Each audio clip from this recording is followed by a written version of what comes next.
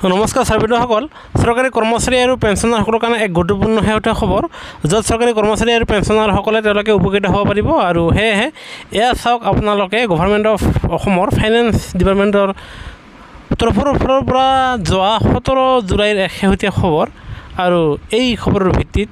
এতিয়াৰ পৰা আপোন ঘৰৰ অধীনত চৰকাৰী কৰ্মচাৰী আৰু পেঞ্চনাৰসকলে তেওঁলোকে যি পূৰ্বৰ 15 লাখ টকা তেওঁলোকে লাভ কৰিছে সেই 15 লাখৰ পৰিৱৰ্তে এতিয়াৰ পৰা তেওঁলোকে 30 লাখ টকা লাভ কৰিব আৰু লগতে আন এটা ভাল খবৰ যে আপোনালোকে এই আপোন ঘৰৰ যি সুত আছে সেই সুতত 1% আপোনাৰ ৰাজসাহায্য দিয়া হ'ব তাৰমানে আপোনালোকক 1% সুত আপোনাৰ চৰকাৰে যোগান ধৰিব আৰু ইয়াৰ সময়সীমা আপোনালোকে এয়া চাব 1 তাৰিখ 4 মাহ 2024 পৰা আপোনাৰ 31 দিন 2026 তাৰিখলৈকে এয়া প্ৰযোজ্য থাকিব আৰু যাৰ ফলত আপোনালোকে যদি একজন পেঞ্চনাৰ আপোনালোকে এয়া দ্বিতীয় পেৰাগ্ৰাফটো চাব